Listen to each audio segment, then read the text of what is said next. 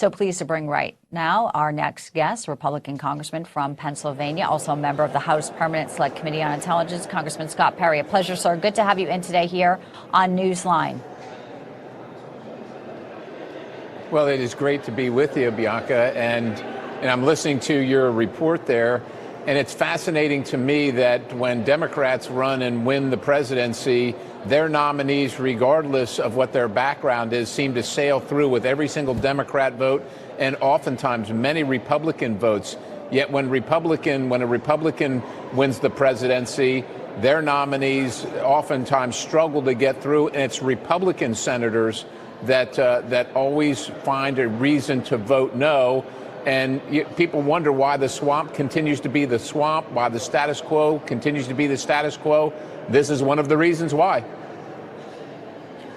Yeah, it's an astute observation, a conversation we've been having for several days, Congressman Perry, when it comes to the cabinet choices that Donald Trump wants. Now, Senator Lindsey Graham said, I think some of these articles are very disturbing. He obviously has a chance to defend himself.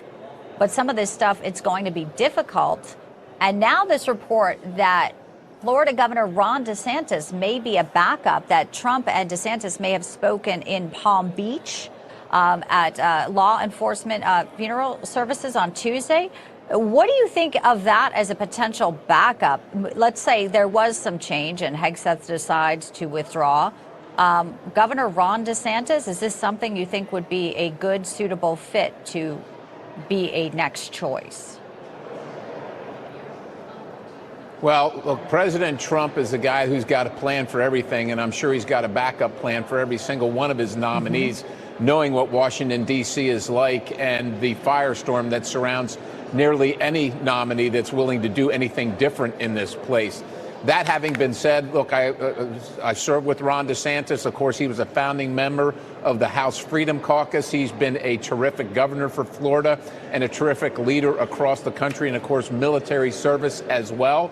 So he would be a great selection for the president. But I would say this, if that were the case, if he were selected as the nominee, it'd take about a minute before the left and the media would start trying to destroy him as a potential nominee for Secretary of Defense or anything. It's just how things are done around here. So it's not going to make that's not, in my opinion, it's not going to make much of a difference whether it's Pete Hegseth or Ron DeSantis. The media, the left wing, the establishment, et cetera, are all going to come against the Trump nominees.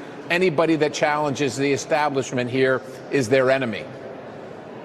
You're right. And it could next be Tulsi Gabbard. It could be RFK Jr. You know, we had Mike Davis on yesterday from the Article 3 Project, and he wants people to write their senators, in fact, to say what you just said, to demand that Donald Trump gets the choices he gets. You know, why is it such a difficult thing when they have the majority, they have the trifecta here? Donald Trump is asking to put together a cabinet. And you're right. It does seem like when it's on the Democrat side, there's never a problem here. But many say this is a litmus test and that Donald Trump will remember who was loyal and who was supporting his choices here. What do you make of that, Congressman Perry? Well, I understand the language to be advise and consent, right? Advice and consent. So they should give the president their viewpoints. I think that's appropriate, their concerns.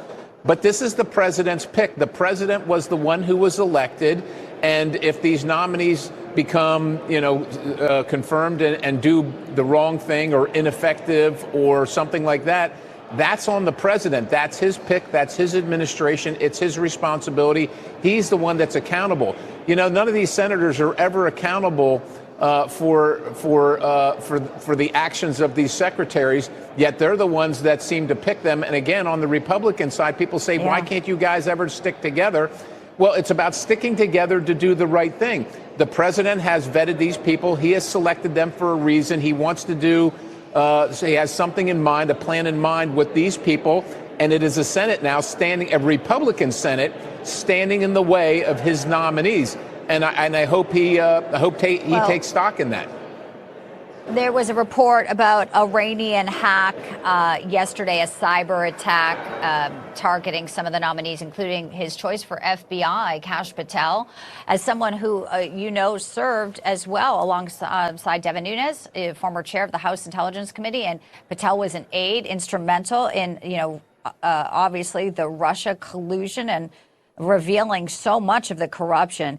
Kash Patel is someone else who the Senate, as you just mentioned, will be responsible for confirming. Your reaction to him as a choice to lead the FBI and really do some incredible work to root out the corruption in the swamp, Congressman Perry?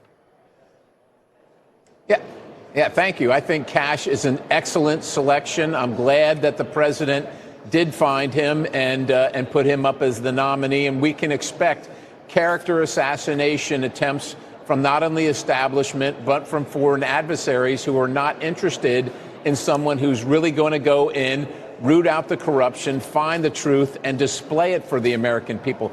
That's the last thing that Washington, D.C. wants, and certainly in many cases, it's the last thing our adversaries want. So I think Kash is ready for it. I think the president is. I think it's a great pick.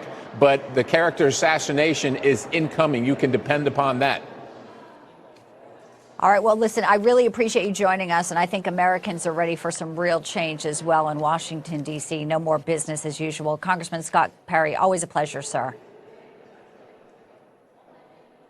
Well, thank you. And God bless you. And you're absolutely right about those comments.